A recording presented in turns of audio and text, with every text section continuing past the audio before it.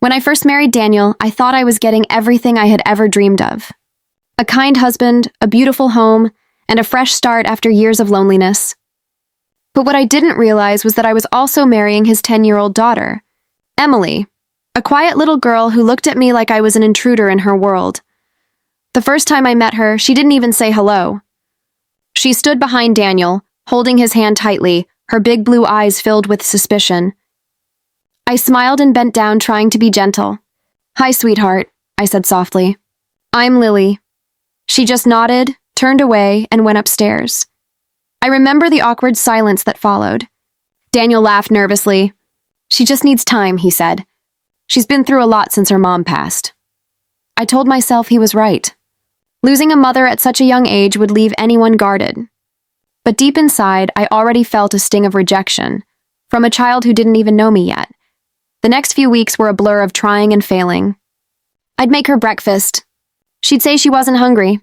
I'd buy her little gifts, books, hair ties, her favorite candies, but she'd just mumble a thank you and leave them untouched. Sometimes I'd hear her talking to her mom's picture at night, whispering things like, "I miss you, Mommy. Dad doesn't laugh the same anymore." And I'd stand outside her door, feeling like an outsider in my own home. Daniel worked long hours. He tried to balance everything, his job, his daughter, and now me. But most evenings it was just me and Emily at home, two people under one roof living in silence. One evening, I decided to cook her favorite meal, spaghetti with meatballs. I set the table, lit a small candle, and called her down. She came reluctantly, sat at the table, and poked at her food with a fork. "Emily," I began, trying to sound cheerful, "how was school today?" She shrugged. "Fine. Did you make any new friends?" "No." I sighed quietly. When Daniel came home later, he smiled at the meal and hugged me. "You're amazing," he whispered. But Emily rolled her eyes and muttered under her breath, "Mom used to cook it better." That one sentence shattered something inside me. I didn't show it, though. I just forced a smile. But that night, when everyone was asleep, I cried silently into my pillow. It wasn't about the food or the comparison. It was about the feeling that no matter how much I tried, I could never be her mother, and maybe she would never even let me try. Days turned into months, and the distance between us grew like an invisible wall. At school meetings, teachers would always talk to Daniel. Emily would pretend I wasn't there. Even on her birthdays, she'd invite her friends but never ask me to join the pictures. I'd just watch from afar, pretending I was busy cleaning up. One Sunday morning, Daniel told me he had to travel for work for 2 weeks. "You'll be fine, right?" he asked. I smiled and said yes, even though inside panic bloomed. 2 weeks alone with Emily, the girl who could turn silence into daggers. The first 3 days were painfully quiet. We barely spoke. I'd leave her breakfast on the counter before she left for school, and she'd quietly eat dinner in her room. But then, something unexpected happened on the 4th day. It was raining heavily, thunder rolling across the sky. The power went out suddenly, and Emily screamed from her room. I rushed upstairs with a flashlight and found her sitting on the floor, hugging her knees, trembling. Without thinking, I knelt down and wrapped my arms around her. "It's okay, it's just thunder," I whispered. "I'm right here." She didn't push me away. She didn't even speak. She just buried her face into my shoulder and cried. Not from fear of thunder, I realized, but from everything she'd been holding in. That night, for the first time, she fell asleep beside me. Her small hand rested on my arm as if holding on to something she hadn't known she needed. I lay awake, staring at the ceiling, feeling something shift deep inside me. Maybe, just maybe, she was beginning to let me in, but I didn't know then that this fragile moment of closeness would be broken again, shattered by one choice I'd make later, one mistake that would change everything between us forever. The morning after that stormy night felt different. The house, usually heavy with silence, carried a soft calmness. I woke up before Emily and found her still curled up beside me, her small hand gripping my sleeve as if afraid I'd disappear. I smiled faintly and brushed a few strands of hair off her forehead.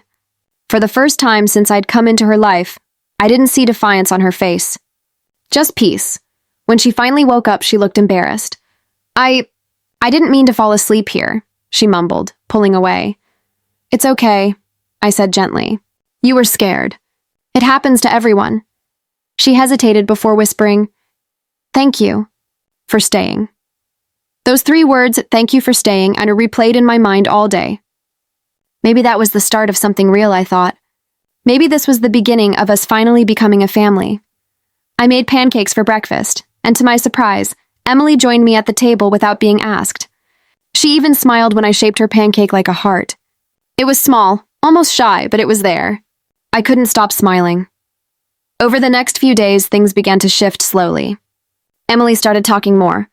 She told me about her school, her friends, even her favorite book, Anne of Green Gables. She said her mom used to read it to her every night. I listened, careful not to interrupt, letting her remember her mother freely. I didn't want to replace anyone. I just wanted to belong. Sometimes I'd catch her humming softly while helping me fold laundry. Other times she'd peek into the kitchen and ask, "Need help?" Those tiny moments meant everything to me. I'd wait for Daniel to come home, eager to tell him how well things were going. But Daniel lately seemed distant. Work was stressing him out, and he often came home late, too tired to talk. One night, as we sat together, I tried to tell him, "I think Emily's finally opening up to me." He smiled weakly. "That's great, Lily," he said, not looking up from his phone. "You're doing amazing," but his tone lacked warmth. It was polite, not loving. I brushed it off, convincing myself it was just exhaustion. One Saturday, Emily and I decided to bake cookies together. Flour dusted the counter in our hands. She giggled when I accidentally dropped an egg on the floor. "You're worse than me," she laughed. The sound filled the house, bright and new. That evening, Daniel walked in just as we were tasting our first batch.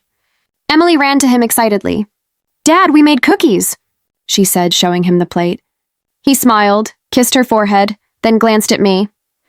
"Looks like you two are finally getting along," he said, half smiling. I nodded, feeling proud. But before I could respond, he added lightly, "Guess you just needed time to get used to her." Something about the way he said it stung. To get used to her. Like she was a chore, not a child. Later that night, after Emily went to bed, I asked him softly, "Do you ever talk to her about her mom?" Daniel sighed.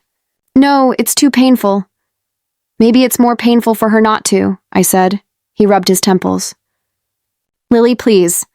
Let's not overthink this." We didn't argue, but a quiet tension lingered. A few days later, Emily came home from school looking upset. She threw her backpack on the couch and ran upstairs. I followed her and knocked on her door. "Em, what's wrong?" She didn't answer at first, but I heard sniffling. I opened the door slowly and found her sitting on her bed, clutching a crumpled paper. "It's nothing," she said quickly, hiding it. I knelt beside her. "Hey, talk to me." She hesitated, then handed me the paper. It was a drawing, a family picture.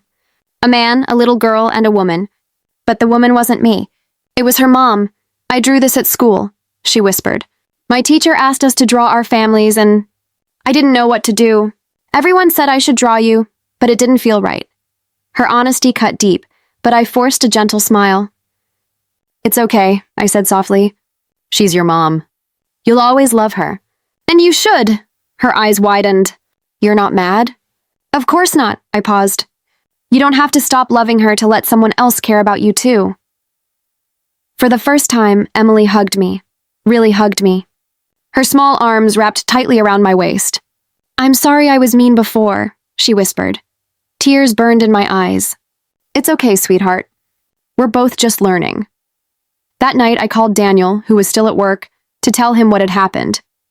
But he didn't answer. He texted later, "Can't talk, busy." The next day I noticed he was more distracted than usual, distant, lost in his phone, smiling at messages he wouldn't show me. My chest tightened with unease, but I tried not to think too much. Maybe it was work. Maybe I was overreacting. One evening, Emily and I were watching a movie together. Halfway through, she turned to me and said, "You know, Dad's been talking a lot to a lady named Rachel lately." I froze. "Rachel?" She nodded innocently. "Yeah, I heard him on the phone." He was laughing. "He doesn't laugh like that with you." My stomach turned. I smiled weakly, pretending not to care. But inside, my heart sank. That night, while Daniel was in the shower, I saw his phone light up with a message.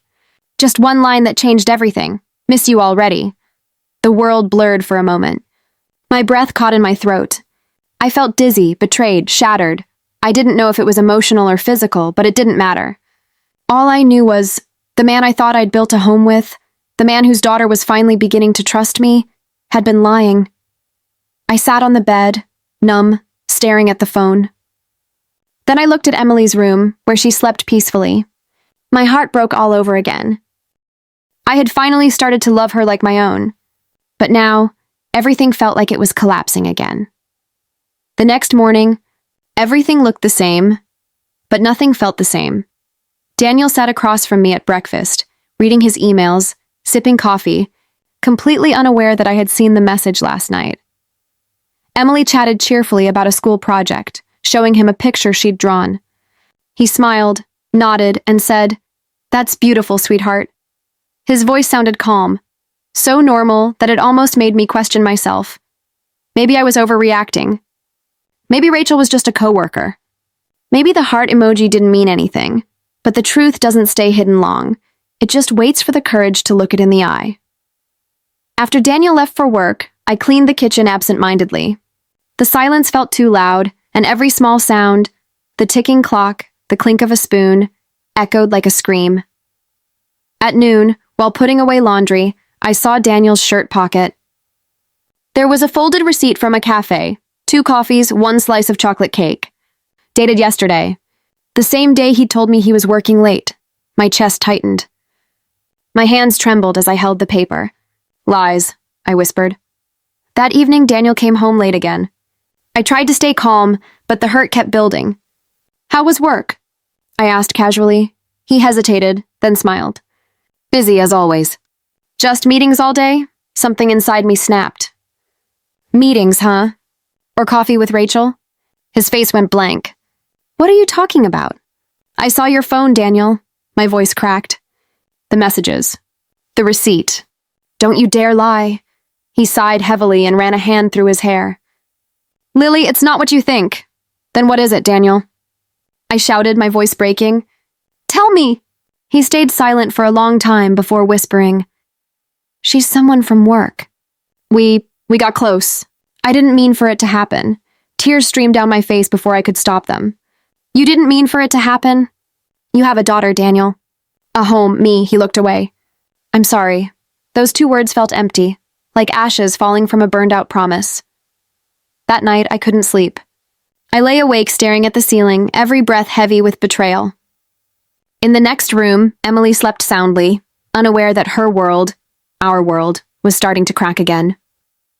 In the morning, Daniel left early for work. I sat at the kitchen table, numb, staring at the cold cup of coffee in front of me. Emily walked in, rubbing her eyes. "Where's Dad?" I forced a smile. "He left early, honey." "Big day at work." She sat across from me and frowned. "You look sad." "I'm fine," I said too quickly. She tilted her head, studying me in that sharp way kids sometimes do.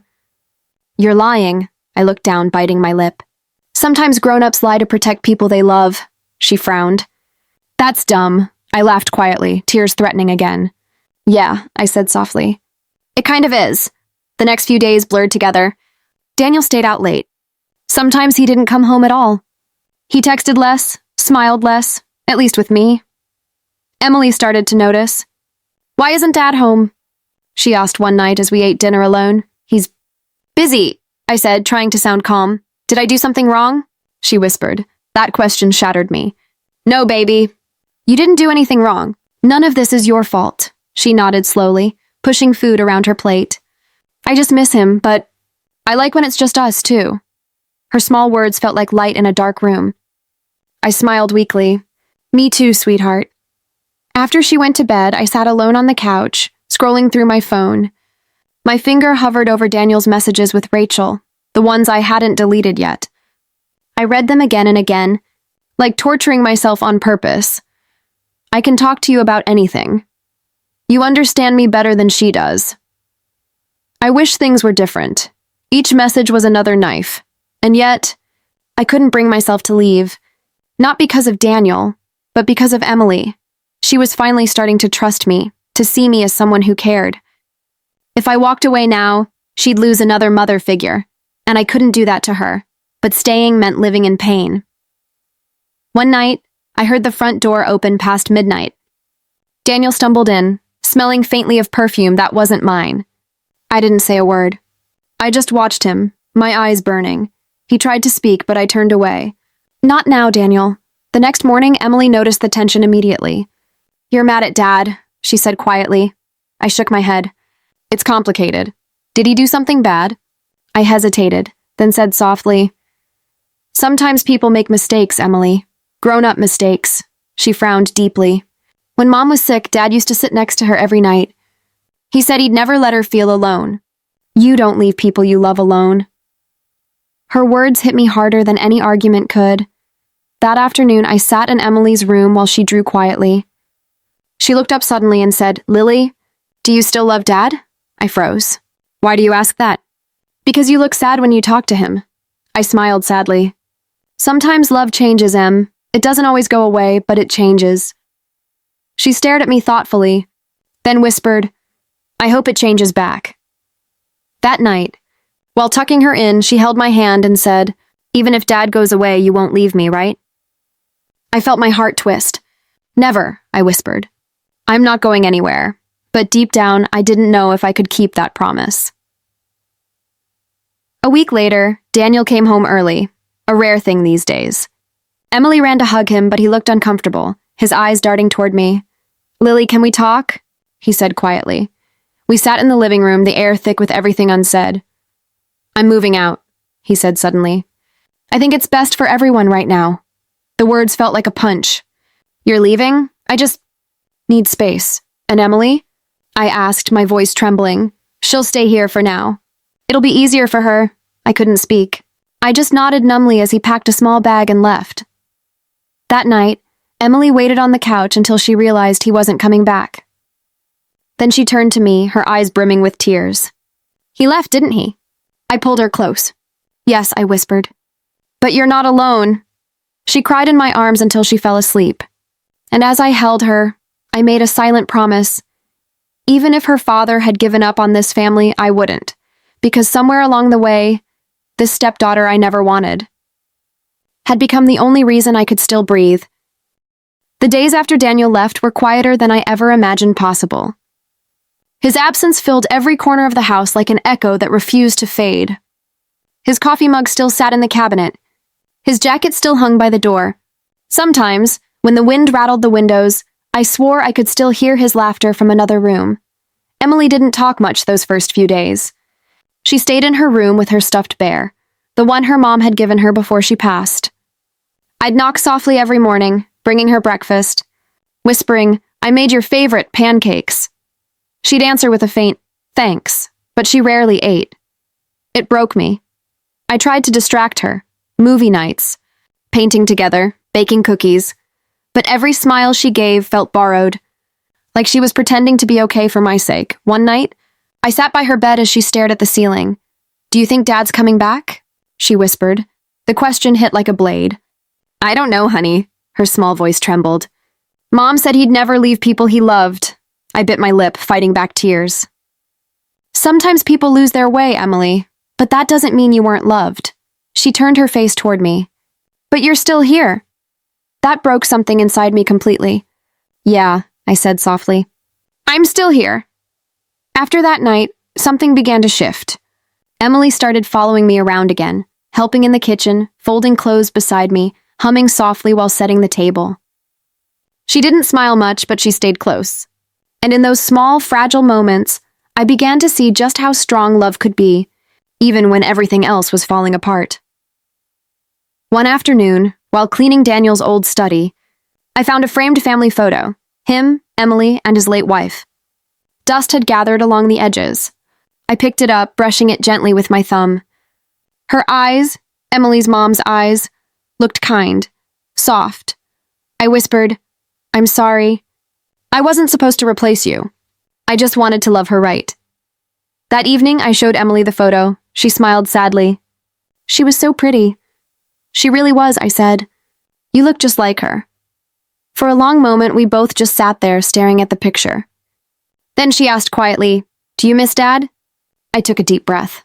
"Yes, but not the way you think." "What do you mean?" "I miss who he used to be. The man who believed in us," she nodded slowly. "I miss that version too." Days turned into weeks. Then weeks into months. Daniel's calls became fewer, shorter, colder. Sometimes he'd promise to visit, and Emily would wait by the window for hours, but he never showed. One night, she waited so long that she fell asleep on the couch. I lifted her gently and carried her to bed, whispering, "You deserve better, baby." So much better. As I tucked her in, I realized something. The love I had for her wasn't forced anymore. It wasn't an obligation. It was real, deep, raw, and motherly. And with that realization came fear. Fear that Daniel might come back one day and rip her away from me. A few weeks later, my phone buzzed. It was Daniel. "After nearly 2 months, can we talk?" he wrote, my chest tightened. I didn't want to, but I had to. For Emily's sake, we met at a small cafe downtown. He looked tired, older, guilty. "Lily," he began, "I don't even know where to start." "Start with the truth," I said quietly. He rubbed his hands together. "Rachel, it's over." I realized I made a huge mistake. "I want to come home." Home. The word felt foreign on his tongue. "Why now?" I asked, voice shaking. "Because she left you?" He flinched. "Because I miss my family." I leaned back, staring at him. "You didn't just leave me, Daniel. You left her. You broke your daughter's heart. She waited for you every night." He dropped his gaze.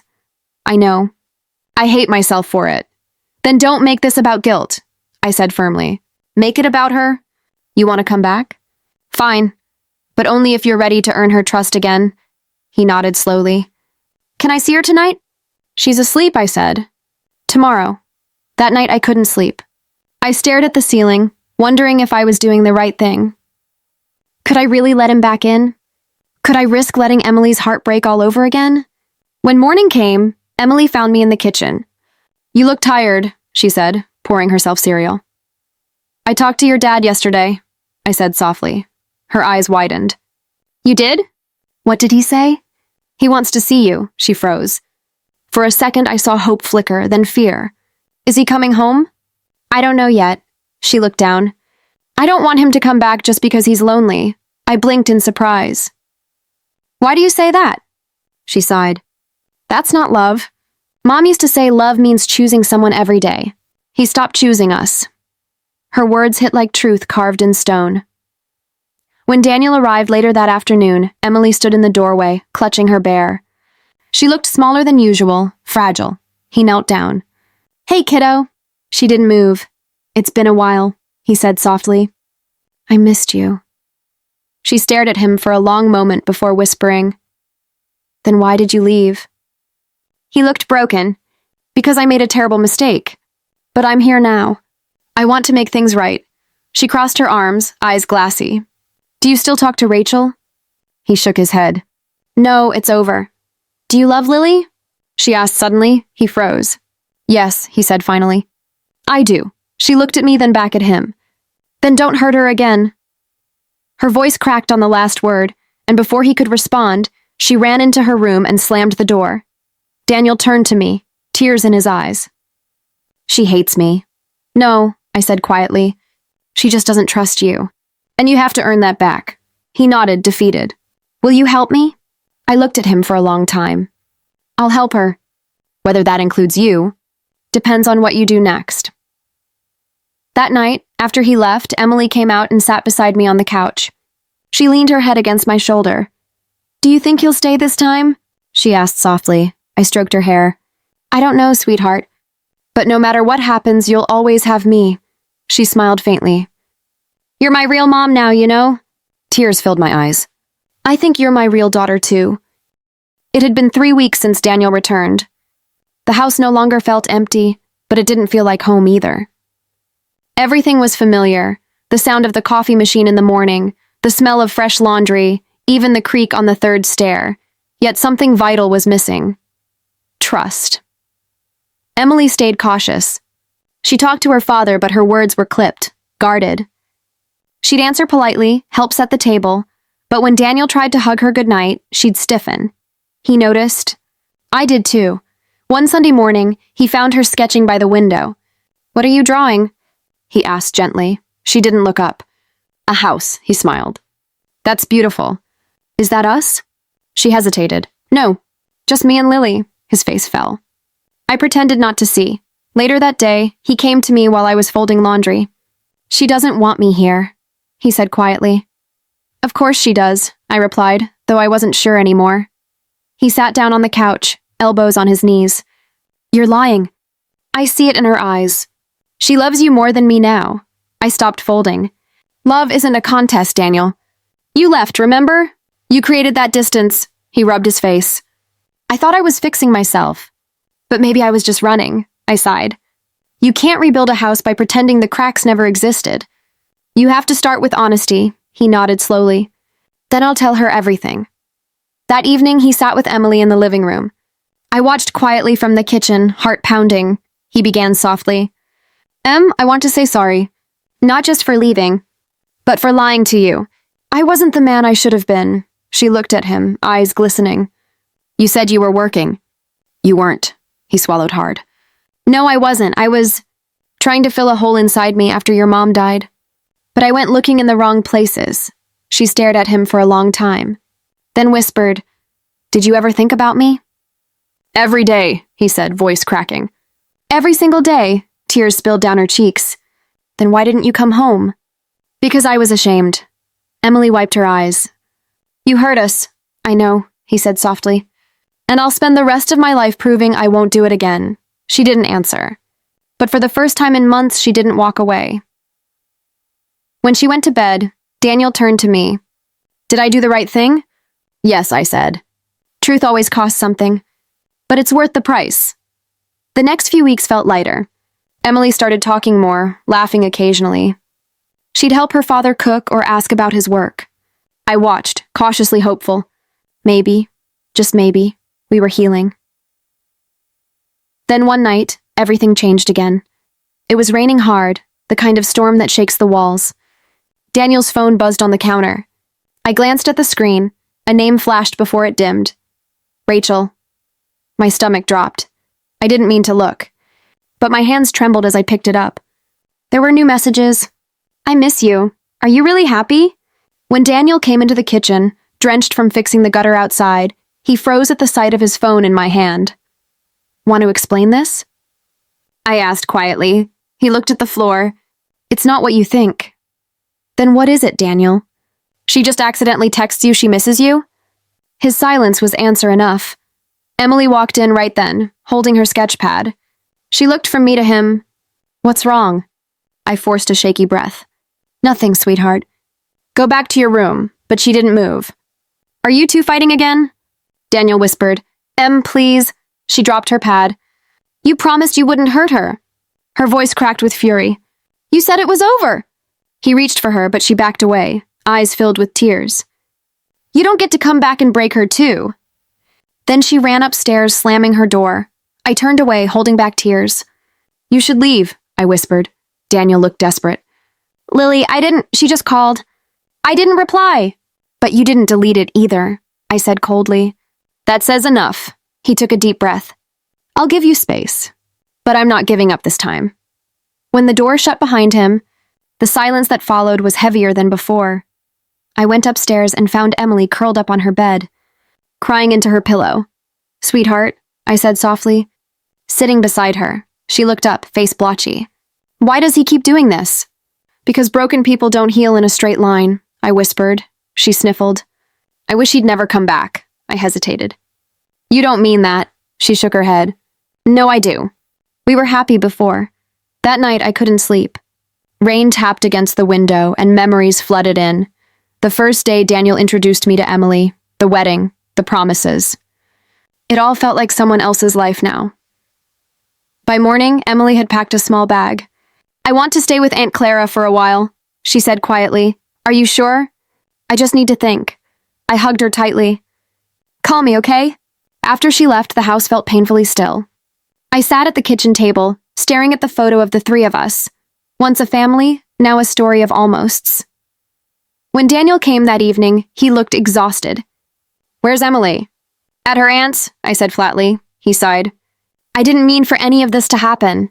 I know, I said, voice trembling. But meaning well doesn't fix broken trust. He sat across from me. Do you want me to leave for good? I don't know, I admitted. I want peace. For her, for me, maybe even for you. For a long time, we just sat there, listening to the rain. Then he whispered, I still love you, Lily. I looked up, eyes wet. Then start by loving yourself enough to stop running from your mistakes. He nodded, tears streaming down his face. I'll prove it. To both of you. That night, for the first time, I prayed, not for him to stay, but for Emily to heal. For all of us to find a way forward, even if that meant walking different paths. 3 months passed since Emily left to live with her Aunt Clara. The house was silent, almost painfully so. The walls that once echoed with laughter now felt like they were holding their breath, waiting for something that might never return. Every morning, I'd make 2 cups of coffee out of habit, one for me, one for Daniel. But his mug stayed cold more often than not. He'd been working long hours, volunteering at a local youth shelter, trying to fill the space his absence had created years ago. Maybe he was trying to prove to himself that he could change. Sometimes I'd catch him standing outside Emily's room, looking in as if hoping she'd suddenly reappear, sketching by the window like before. He never went inside. He said he didn't deserve to touch anything she loved. One evening, I received a call from Emily. Her voice was quiet. Dad wrote me a letter, she said. I held my breath. Did you read it? Yes. And? There was a long pause. He said he's sorry, that he's getting therapy, that he wants to see me. My throat tightened. Do you want that? I don't know, she whispered. Part of me hates him. But another part misses him, I smiled sadly. That's love, sweetheart. It's messy and painful, but it means your heart's still alive, she sighed. Aunt Clara says forgiveness isn't for him, it's for me. She's right. After a pause, she asked, Do you forgive him? I stared at the rain outside, the reflection of my tired eyes in the glass. Some days, yes. Other days, not yet, she whispered. I think I want to come home. Those words hit me like sunlight after a long winter. Then come home, Em. Whenever you're ready, we'll be waiting. That night, I told Daniel. He froze mid-step. She said that? Yes, his hands trembled. What should I do? Be here, be honest. And don't expect her to forget. 2 days later, Emily came home. She looked older, calmer, as if the distance had carved strength into her. When she walked in, she hugged me first. I held her close, breathing her in like a lost memory. Then she turned to Daniel. He stood motionless, unsure if he was allowed to hope. Hi, Dad, she said softly. He swallowed hard. Hi, sweetheart. An awkward silence followed, not cold, just fragile. I got your letter, she said. He nodded. I meant every word. I know, she whispered. Then she handed him a small envelope. This is for you. Inside was a sketch, the 3 of us standing together. But there was something new. The cracks in the drawing, jagged lines where we'd broken, were stitched together with tiny golden threads. He looked at it for a long time before whispering, Kintsugi. Emily nodded. Aunt Clara told me about it. The Japanese art of repairing broken pottery with gold to show that something can be more beautiful for having been broken. Daniel's voice shook. Is that what we are now? She looked at him steadily. I don't know yet, but maybe we can try. That evening we had dinner together. It wasn't perfect. There were silences, awkward pauses, a few tears, but it was real. Afterward, Emily went to her room to unpack. Daniel and I sat quietly in the living room. He broke the silence. I didn't expect her to forgive me. She hasn't, I said softly. But she's giving you a chance. That's rarer, he nodded. I'll take it. Days turned into weeks. Slowly, the rhythm of life returned. Gentle, uncertain. Daniel attended his therapy sessions faithfully. Emily began sketching again. Sometimes she'd draw in the kitchen while he cooked. Other times they'd walk the dog together in silence. One evening, I found Emily sitting outside on the porch, watching the sunset. She looked peaceful. Thinking about something? I asked. She smiled faintly, just realizing we can't change the past. But we can change how we live with it. I sat beside her. You're growing up too fast. She leaned her head on my shoulder. Life kind of made me, didn't it? We sat there for a long time, the golden light fading around us. Then one night, out of nowhere, tragedy came again. Daniel collapsed in the kitchen. Heart attack. I remember the ambulance lights flashing red against the walls, the paramedics shouting, my trembling hands clutching Emily's as we followed them to the hospital. Hours later, a doctor came out, face heavy. He's stable, but it was close. When we were finally allowed in, Daniel was pale, tubes running from his arms. His eyes fluttered open weakly. Lily, Emily grabbed his hand. You scared us, he smiled faintly. Guess I needed a reminder to stop running. Tears streamed down my cheeks. You're going to be fine, he nodded weakly. I will. Because you two didn't give up on me. He squeezed Emily's hand. Promise me something. Anything, she said. Don't live your life waiting for people to change. Live it knowing you deserve love that doesn't need fixing, she cried silently, clutching his hand tighter. I love you, Dad. I love you too, my brave girl. Daniel survived, but he was never quite the same after that. He slowed down, took each day as a gift. He started teaching at the shelter full-time, helping kids who grew up like Emily, hurt, angry, searching for belonging. Sometimes I'd see him standing outside in the yard, sunlight on his face, smiling at nothing in particular. When I asked what he was thinking, he'd say, just thankful. Years later, when Emily graduated from art school, she gave him a gift, a framed painting of a golden heart, cracked and stitched together with shimmering lines of gold. On the back, she'd written, because you taught me that love isn't perfect. It's patient, Daniel cried that day. We all did. When he passed away quietly 5 years later, we buried him under the big oak tree in the backyard, the same one Emily used to sketch beneath as a child. I remember sitting beside his grave, whispering, you found peace, didn't you? And in the gentle breeze that brushed my cheek, I felt like he was answering, yes. Emily placed her hand on my shoulder. He changed, Mom. You helped him. I shook my head. No, sweetheart. We all changed. Together. We stood there in silence, watching the sun dip below the horizon. The light was soft, gold, the color of healing, and in that moment I realized something. Family isn't about perfection. It's about breaking, mending, and choosing to love anyway, even when it hurts.